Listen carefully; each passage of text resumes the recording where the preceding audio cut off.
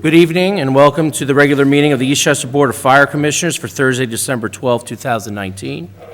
Tonight's meeting was called to order at 7 p.m. and immediately moved into executive session. We're now going to resume the public portion of our meeting, and I will make that motion and ask for a second. Second.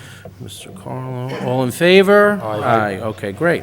So our first order of business tonight will be to commence with the district's award ceremony and program, and I would invite the Chief of the Department, Brian Tween, to join me on the right side over there.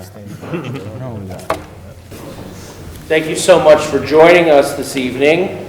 As you may know, my name is Stu Rabin, and I'm Commissioner and Chairman of the Eastchester Board of Fire Commissioners.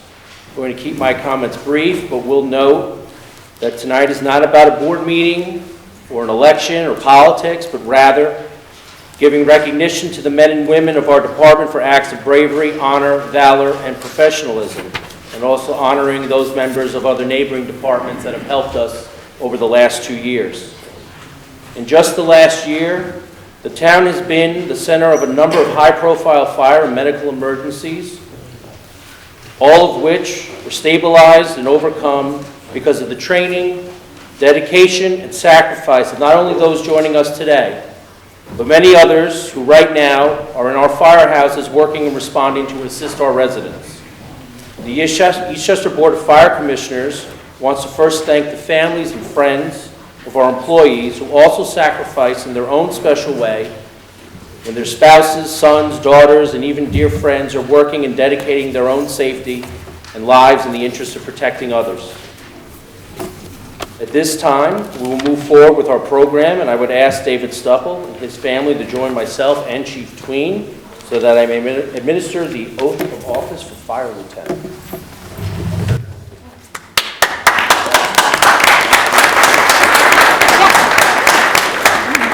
A couple of notes here for Dave, for those here and at home. Dave was born in Bronxville and grew up in Tuckahoe and now lives in the Chester Heights section of Eastchester with his wife Vicki and son Eric.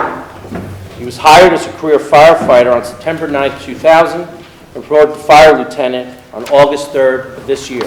He comes from a long family history in the Eastchester Fire District. His grandfather, Paul Gordson, was hired in 1942, becoming Assistant Chief. His father was hired in 1963, also becoming Assistant Chief. His brother, Ralph, was hired in 1989 and now serves us as a fire captain.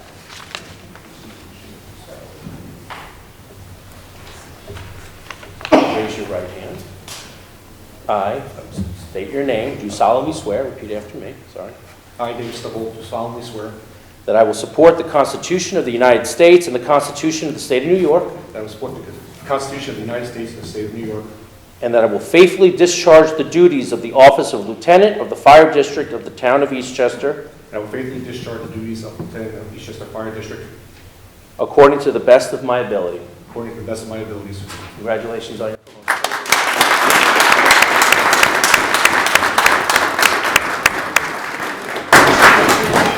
Congratulations.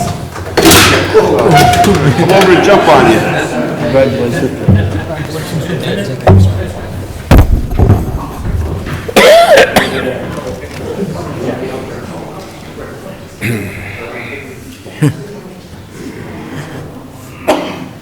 Yeah, stay in front of the crutch. What about him?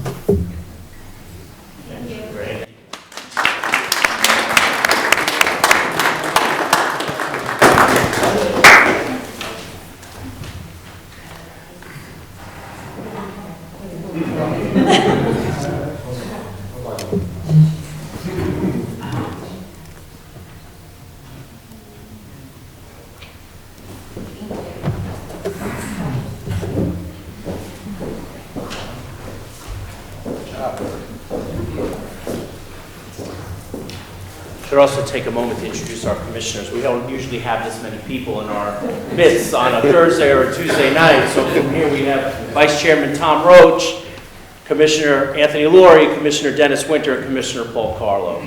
We also have our District Treasurer, Jamie Hedstrom, and Lisa, where'd you go?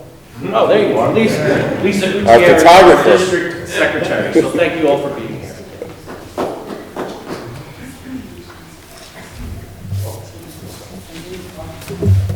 All right, so next we're going to ask for Tina Kapoor. for Martinez and her family to come up.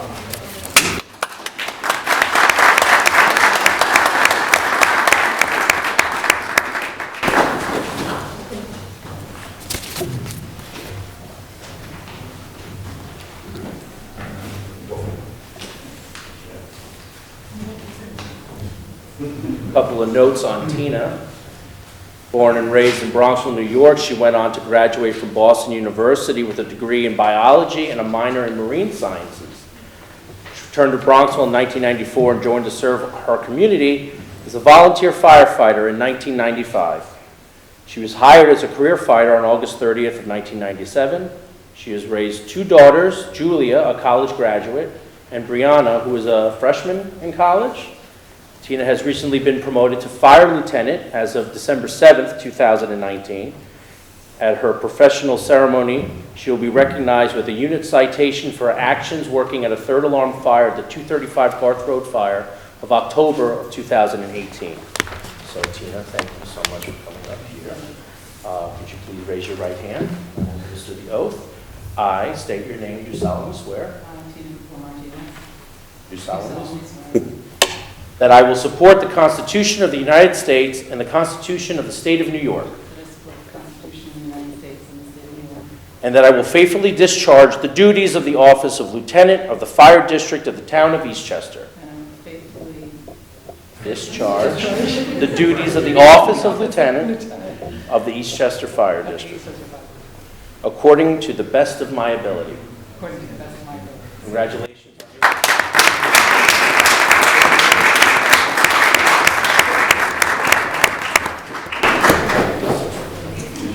Oh no, just gonna take some pictures with it. Here, I'm gonna get it.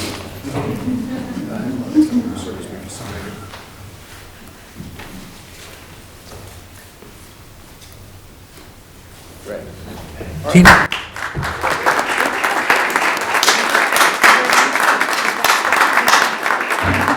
I was gonna say she'd shake the board's hand. I don't know. So from this moment on, the chief is going to run the award ceremony. I am going to be his assistant. Chief is going to give us a hand. He's going to would retired Lieutenant Paul Randall and firefighter Joseph Lucenti Jr., if available, please come to the front.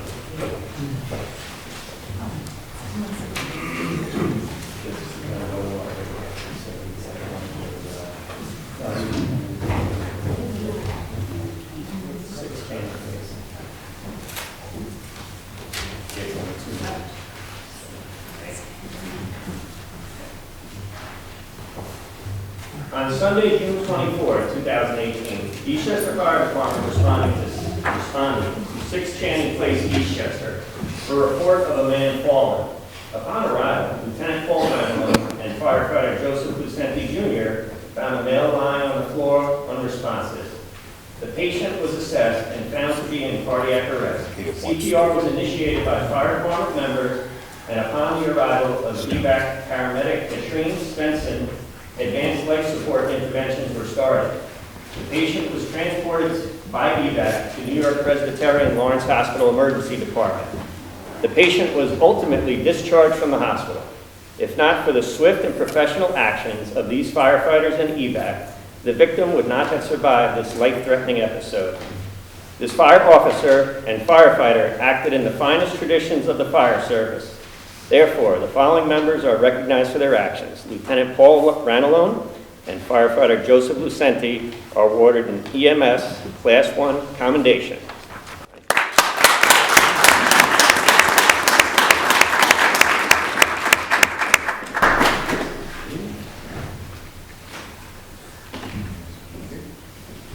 Paul, congratulations.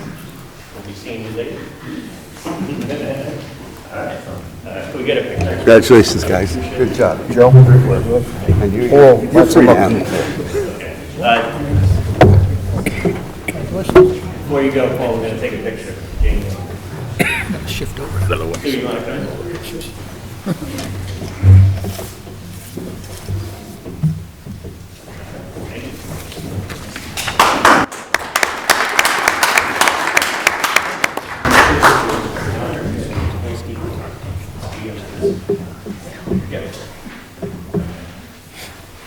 If available, the following members come to the front. Lieutenant Dave Stupple, firefighter Dominic DiRienzo, firefighter Michael O'Leary, and Captain Bruce Calvi, but I know you're unavailable.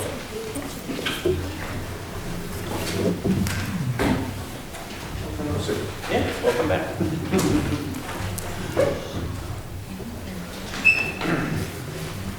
On Tuesday, July 2nd, the Eastchester Fire Department responded to Tucked Away Restaurant, 90 Yonkers Avenue, Tuckahoe, for a report of a woman locked in a restroom. Upon arrival, Captain Bruce Calvi and firefighter Dominic DiRienzo found an unresponsive woman lying on the floor in the restaurant bathroom.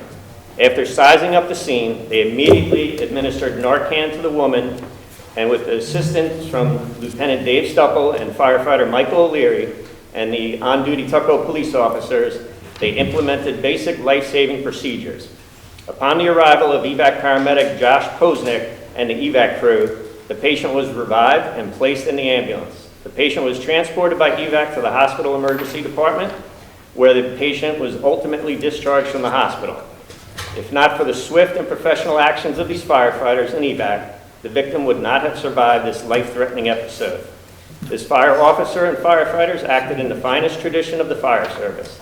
The following members are therefore recognized with an EMS Class 1 commendation: Captain Bruce Calvi, Lieutenant David Stupple, firefighter Dominic DiRienzo, and firefighter Michael O'Leary.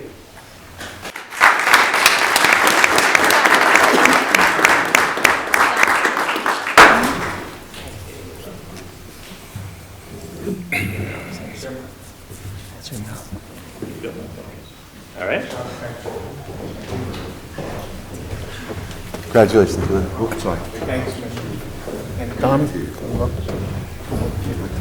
Great work. Pleasure's.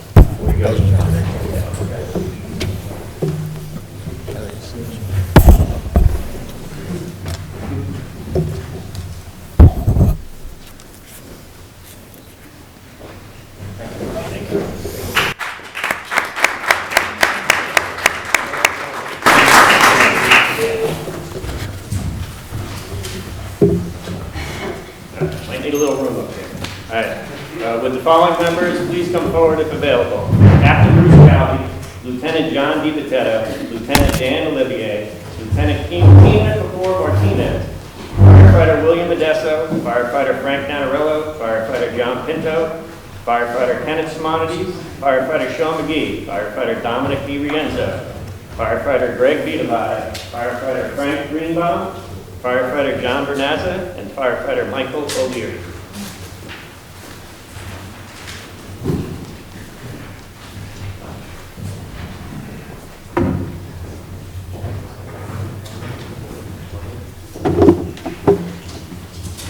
On Monday, December 15, 2018, the Eastchester Fire Department responded to 235 Garth Road for a report of smoke on the 5th floor.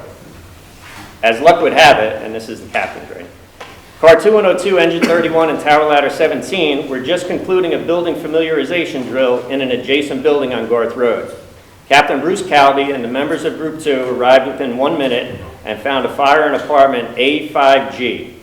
The building had no standpipes, and the hydrant was on the opposite side of Garth Road, making the initial fire attack more difficult. An attack line was stretched from the street to the 5th floor, where the members were encountered by a heavy smoke condition. Upon locating the fire apartment, a Collier's mansion clutter condition was found, making it very difficult to enter the apartment. Members used several Scott bottles extinguishing the fire. Captain Calvi reported the efforts of every member working this fire were exemplary. Their efforts limited the damage to the fire to the room of origin. 5 mutual aid departments were called to the scene, and 2 departments covered the district while we were at the fire. If not for the swift and professional actions of these firefighters, the damage and injuries may have been much worse. These fire officers and firefighters acted in the finest traditions of the fire service. The following members are recognized for their actions: Captain Bruce Calvi, Lieutenant John DiBitetto, Lieutenant Dan Olivier, Lieutenant Tina Kapoor, firefighter William Modesto, firefighter Frank Nanarello, firefighter John Pinto, firefighter Kenneth Simonides, firefighter Sean McGee, firefighter Dominic DiRienzo, firefighter Greg Vitavada, firefighter Frank Greenbaum, firefighter John Vernazza, and firefighter Michael O'Leary.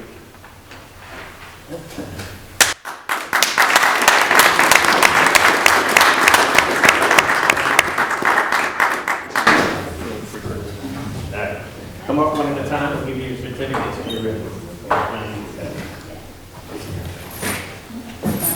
Okay. I'm just gonna go through them. No problem.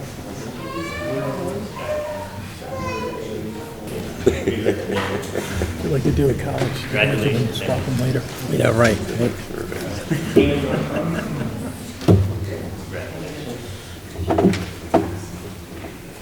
Congratulations, John. Sorry to keep you waiting. Lieutenant, congratulations.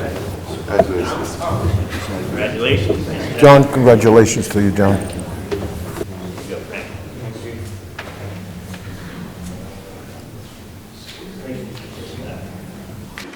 Congratulations, Mike. Thank you. Good job, brother. Congratulations to you, Frank.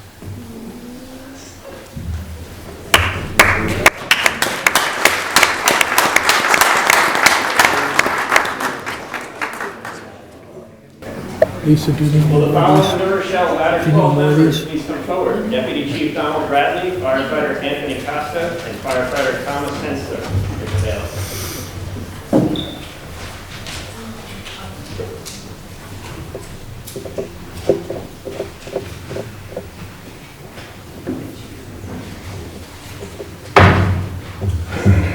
On Monday, December 15th, Eastchester Fire Department responded to 235 North Road for a report of smoke on the 5th floor. Captain Bruce Calvi and the members of Group 2 arrived within 1 minute and found the fire in apartment 85 and 80. The member of New Rochelle Fire Department Ladder 12 were dispatched mutual aid to respond to the scene of the fire. Upon arrival and checking in with command, they were tasked as a fast team. Simultaneously, a fire captain from another department reported he needed assistance on the 5th floor, where he was trapped with 2 civilians and no SCBA. He had given it up to allow a female civilian to escape with his partner. Ladder 12 members located the trapped member and civilians and proceeded to remove the people under heavy smoke conditions.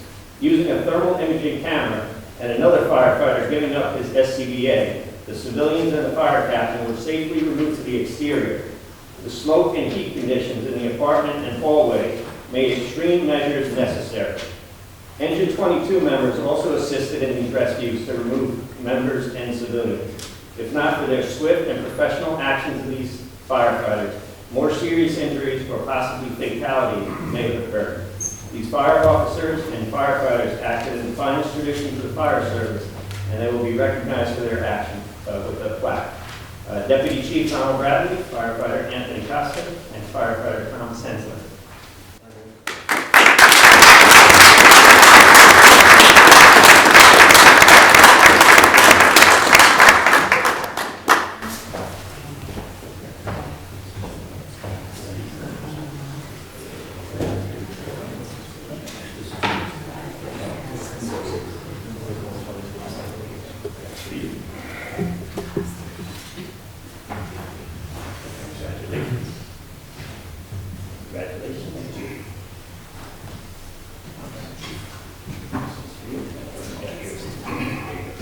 Thank you.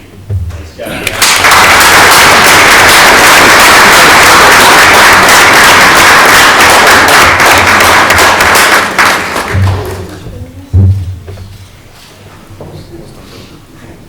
Okay. Thank you very much for your service, man. Stay safe. God bless you.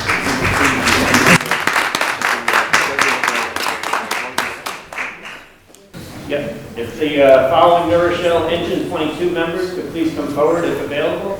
Lieutenant Eric Pauletta, firefighter Michael Kirkpatrick, firefighter James Manning, and firefighter Christopher Tortorella. And I was remiss, I didn't ask the chief to come up. Andy Sandor, Chief of New Rochelle Fire Department, would you please come up?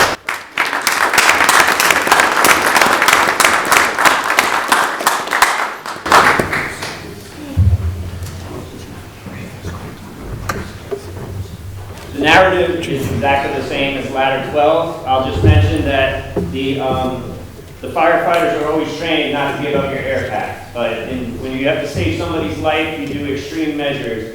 These firefighters from New Rochelle and Greenville, we're going to be recognizing next, actually gave up their air packs and sheltered in an apartment to allow civilians to escape the fire scene.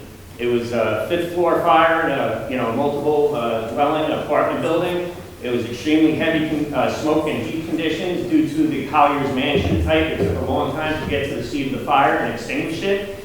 So there was, a lot of rescues had to be made. Some people self-evacuated, but Eastchester just wants to thank the New Rochelle Fire Department for all your guys' efforts in helping extinguish and make the rescues. Thank you.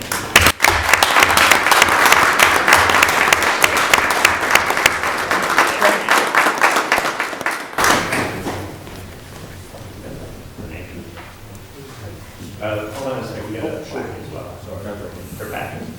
Right here. Okay. All right. I guess we can give the plaque to the chief and then, I guess he's not here. You want to take it for him? All right. Chief. All right. Chief.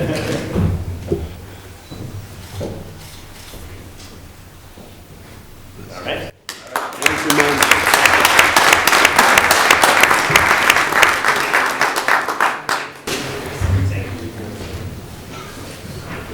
If available, will Captain Greenville Fire Department, Ladder 4, Captain Robert Kearns, firefighter Vito Scavilla, firefighter Rocco Gioia, and firefighter Vincent Lyons. Please come forward.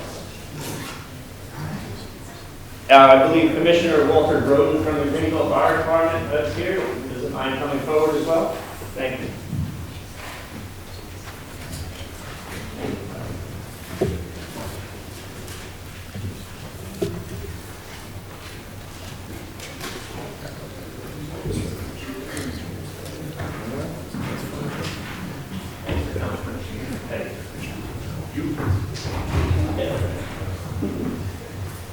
On Monday, December 15th, the Eastchester Fire Department responded to 235 North Road for a report of smoke on the 5th floor.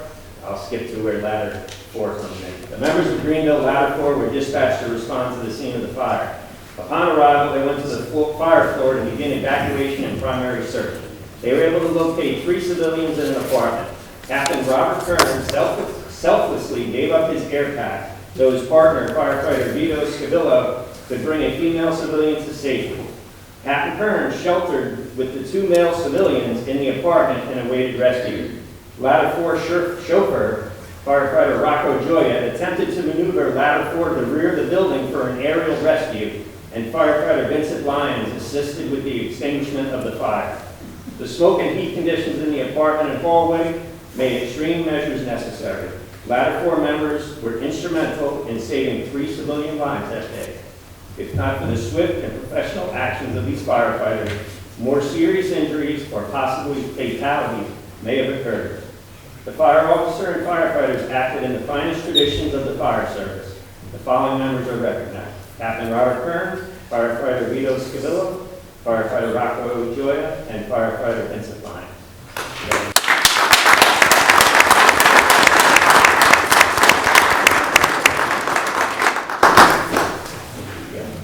And I believe we have a plaque here. Thank you very much so much. Congratulations. Thank you, Commissioner.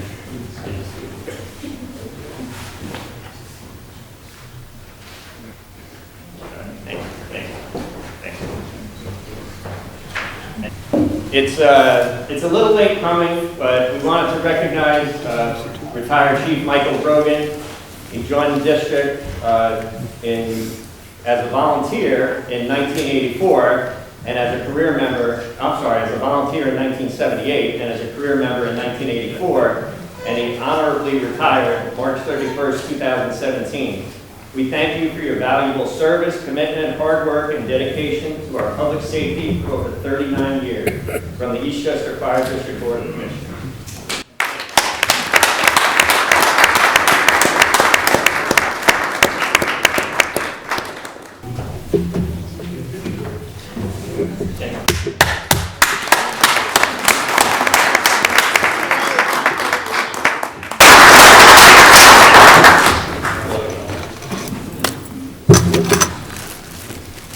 Lieutenant Paul Ranalone was issued volunteer badge number 1584. He was appointed as a volunteer September 13, 1973. He joined the Career Department March 1st, 1986, was issued badge number 114, and he recently honorably retired November 30th, 2019, the day of his ice skate.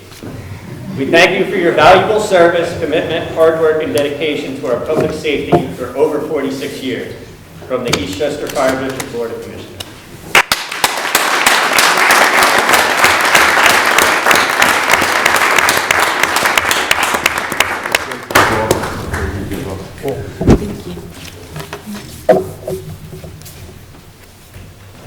Thank you.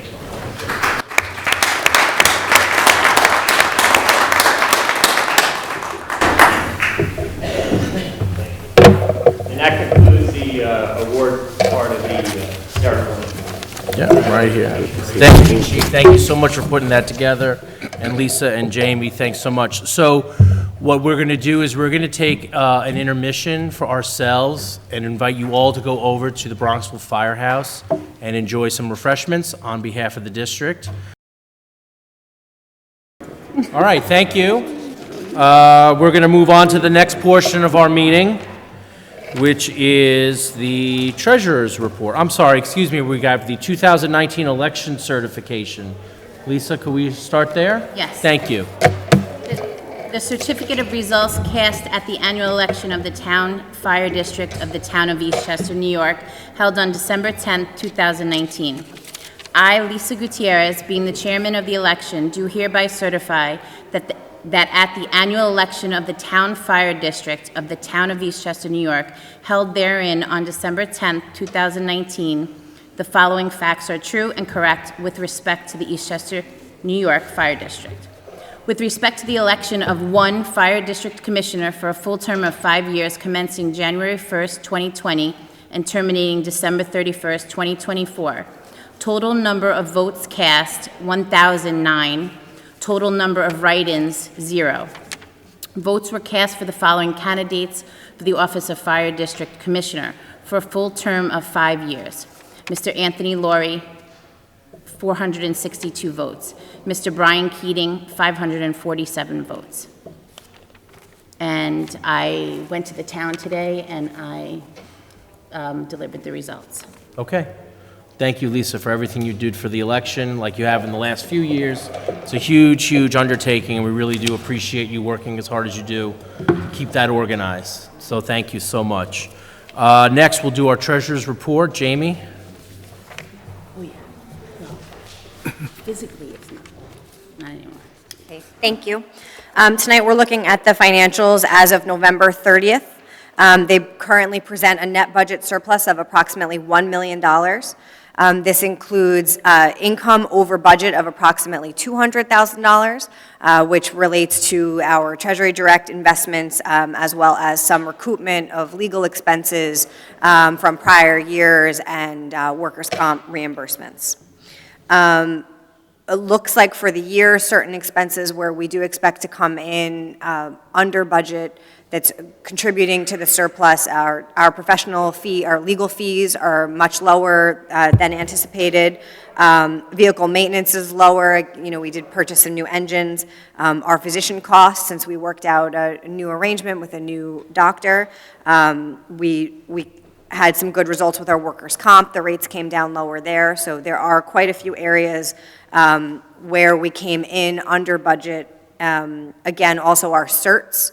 Our cert claims, that's one of the expenses we have to budget for every year that we really just don't know what to expect. And they did come in lower also than anticipated, although we do know of many settlements that we are waiting for, to pay, but it doesn't look like that will happen in 2019.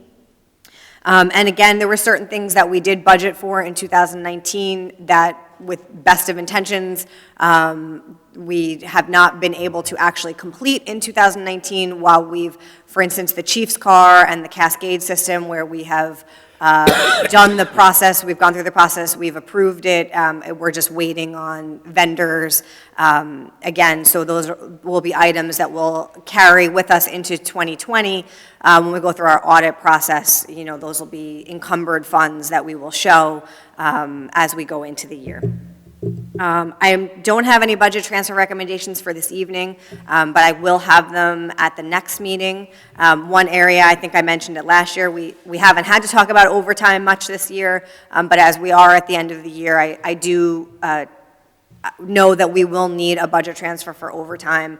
I would say at the sort of this last couple of months of the year, we had some very well-attended training days, which was a great thing, but we also have had some long-term absences as we got closer to the end of the year that will impact that budget. But again, nothing like where we were last year, so I think that's a good thing and shows, you know, being mostly fully staffed, or it does seem to have made a difference in that budget. But so again, that'll be for next month's meeting. Just some other matters, we have nominated candidates for the CPAT, looking to hire for 2020. They'll be attending orientation this weekend. We had 14 residents that scored 100 on the exam. Of those 14, 12 of them wanted to move forward with the CPAT at this time. 2 people deferred. So all 12 of those will be moving forward with the CPAT. Most of them will be attending the orientation this weekend. And then they'll have practices in January, and the actual CPAT exam is in February, with hopefully the academy then starting in March. Treasury Direct, we now have $6 million invested in Treasury Direct, so we have decreased it one more time. Obviously, as we get to the end of the year, we've had some of our larger expenses, and we won't collect our taxes for 2020 until May, so we have to be, you know, cognizant of what we'll need to continue to operate. But we do still have $6 million invested. The rates seem to have steadied out. The rates are around 1.5%, which is what they've looked like for the last month or so. And conservatively, when we estimated for 2020, we anticipated maybe they would be around there. So again, still significantly higher than what we would be earning in JP Morgan. And then for some healthcare updates, NYSHIP finally released its rates for 2020. Surprising everyone, they actually came down a bit. There was a 1.6% decrease in the rates for 2020. When around budget time, they were anticipating the rates would increase 5%. So obviously that's a good result for us and for our members who are paying in. We are issuing the Medicare Part B reimbursements to our retirees who are qualified for those reimbursements in the next week. And we will begin our Affordable Care Act reporting, which is still a requirement for the IRS. And then as of right now, you know, looking towards year end, we have our year end audit scheduled for the week of January 20th. And that's it. All right. Just as a question, you mentioned that the legal costs, the medical costs, and maintenance costs went down. Do you have an idea, like a percentage about what you would say those legal costs went down about this year? I mean, they went down almost, like probably 40%. Okay. I would say. All right. Thank you. And the medical costs, obviously, with the help of Tom, obviously, we were able to secure that doctor, which is panned out. So, you know, thanks to everybody for working on that, for sure.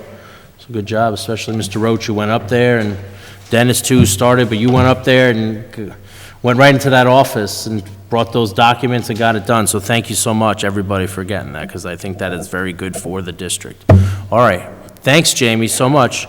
So we're going to move on for the payment of bills. So the first set of warrants dated December 10, 2019, total $3,390. Second set of warrants, December 12, 2019, total $277,058.18. Credit card bill dated December 18, 2019, totals $1,743.51, bringing this month's total to $282,890.90. $19.69. So I would make a motion to pass the bills and ask for a second. Mr. Winter, all in favor? Aye. Opposed? Okay, thank you so much.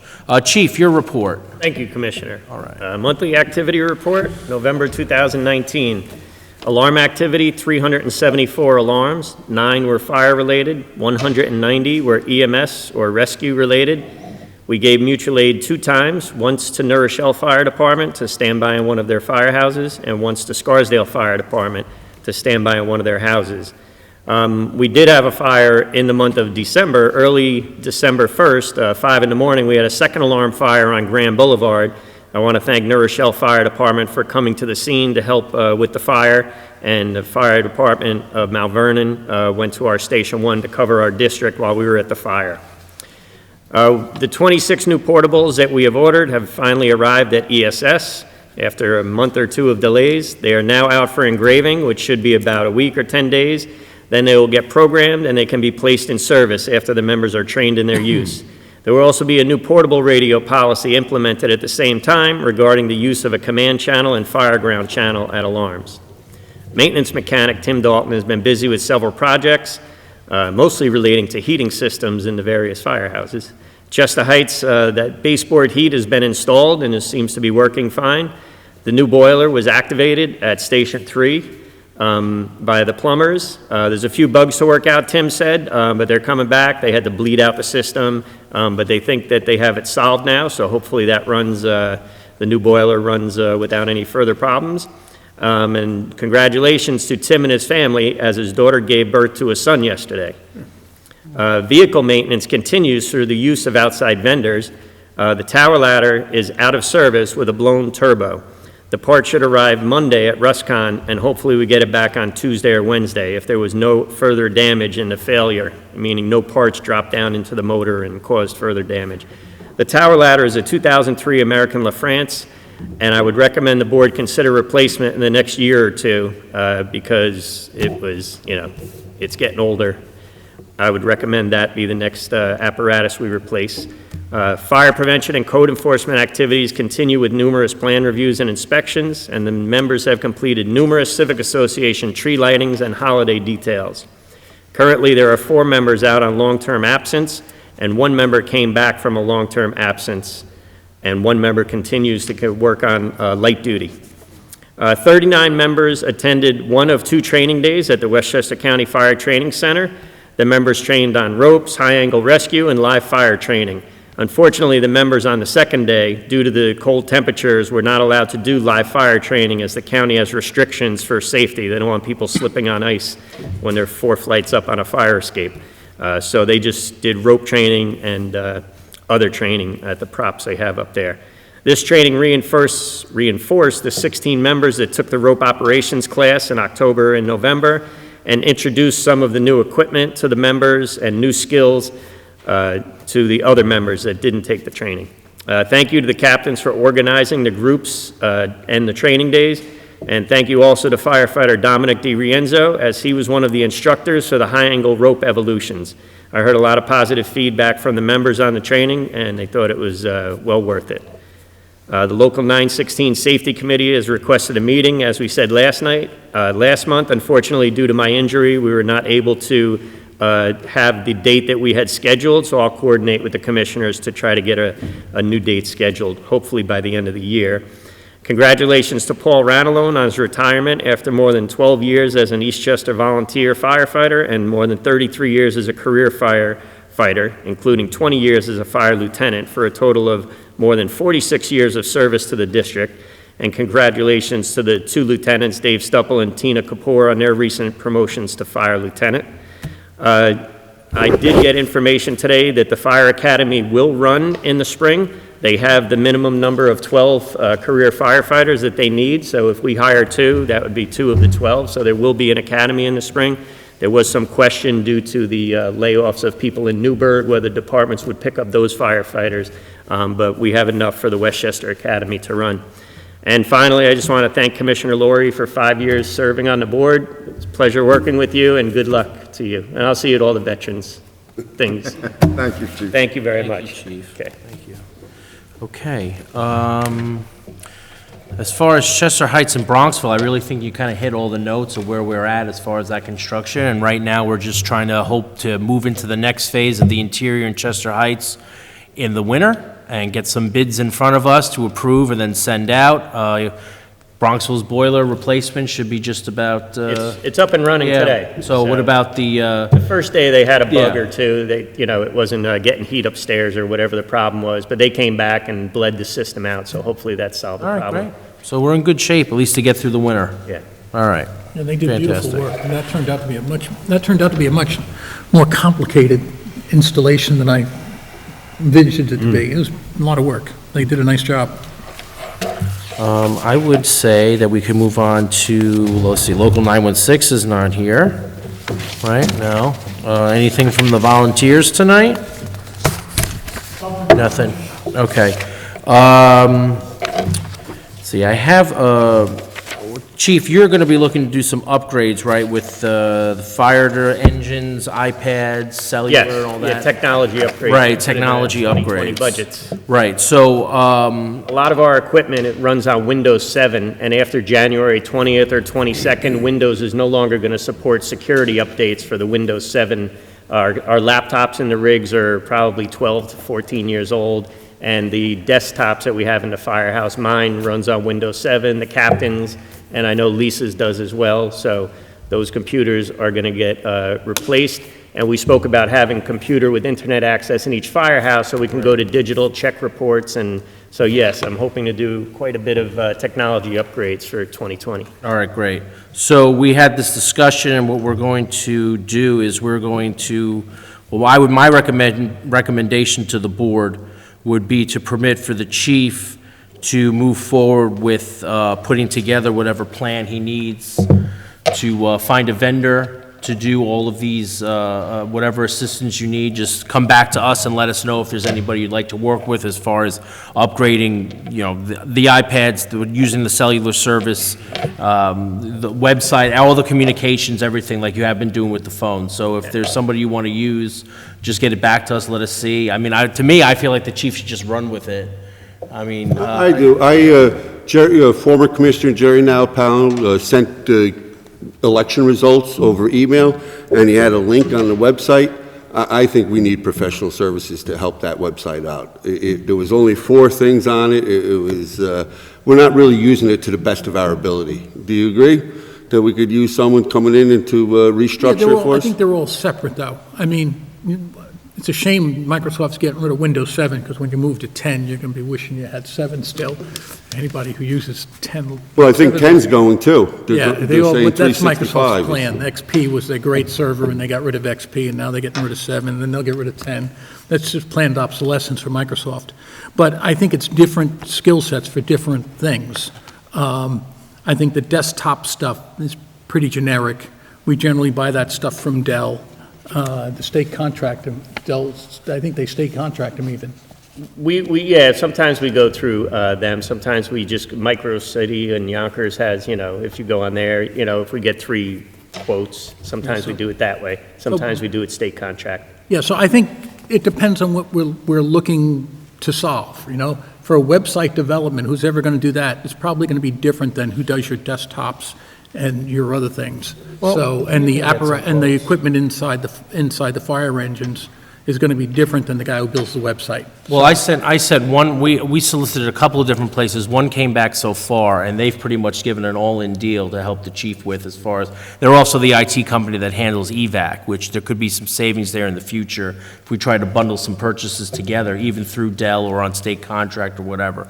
As far as what Tom's saying with the website, I mean, that needs to be our place to communicate. And the funniest thing is that as much as we may not feel that anybody comes to our website, in the last week, I have gotten numerous complaints from people who were trying to look at the website. Maybe it was an election issue, but our budget wasn't there. And the reason why the budget is not there is because we have a very small minutia of capacity to have all information on at one time, and that needs to be, would you agree that needs to be fixed?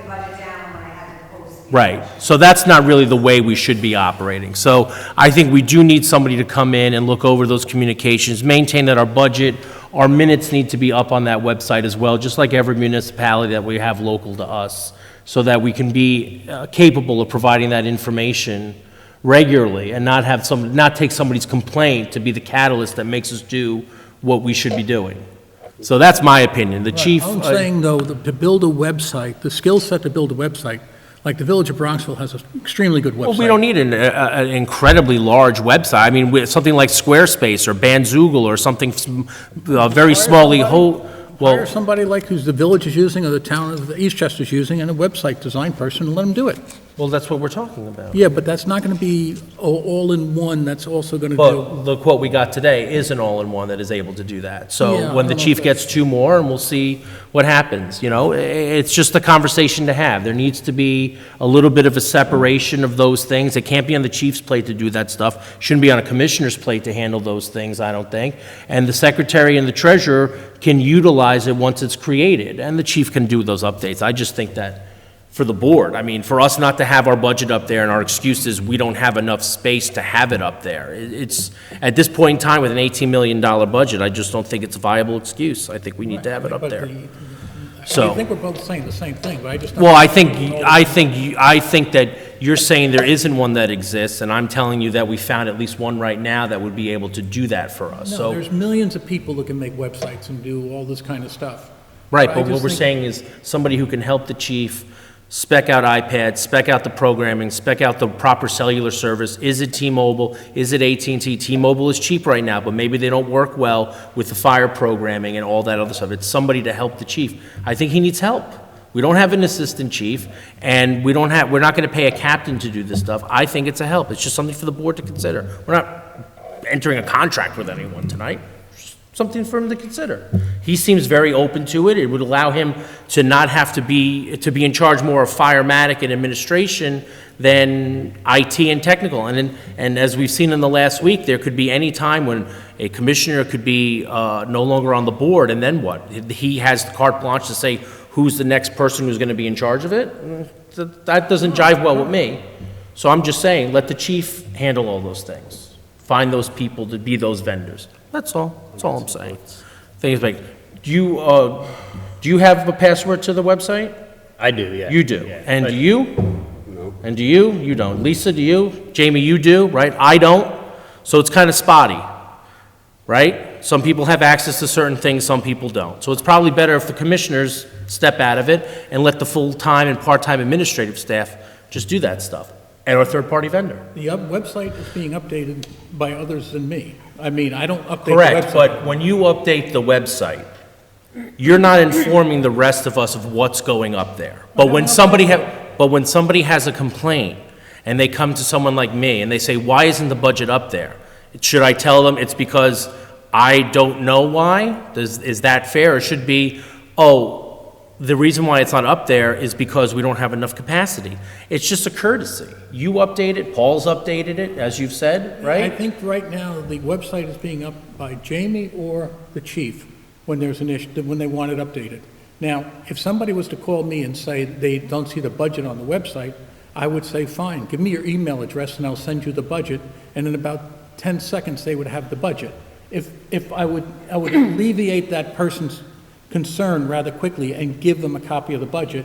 Your point is correct, they should have it up on the website, but you can also just send it off to them in an email in a matter of Correct. 10 seconds. Agree with you 100%, but the person isn't going to look like, is not going to say, that alleviates the problem. What that does, it answers their question and gives them what they want. The problem is that we don't have that stuff available. We need professional services to help us. So I That's just the think issue. it makes sense, and then it takes it off of the plate of other people who have more things to do. I'm not saying like Jamie won't continue to update the website when we have information, but she can't change it right now. You can't change the aesthetics of it, can you? Sure she can. No, she can't. No.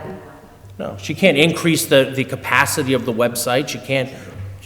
I mean, in other words, a minute, people have, now, she may not, yeah, well, technically she could, but she may not have the. Are you talking about she has the intelligence to do it? Or No, that or she may not have the technical acumen to do it. I don't think there's the capability to do it when you don't know what the tools are. So if we have somebody come in, Call the website provider and say, well, you could call GoDaddy and they'll tell you how to do it.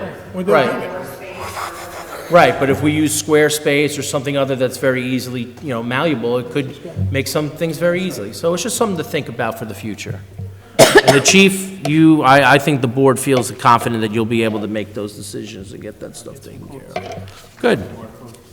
All right, so do we have anything from the public tonight?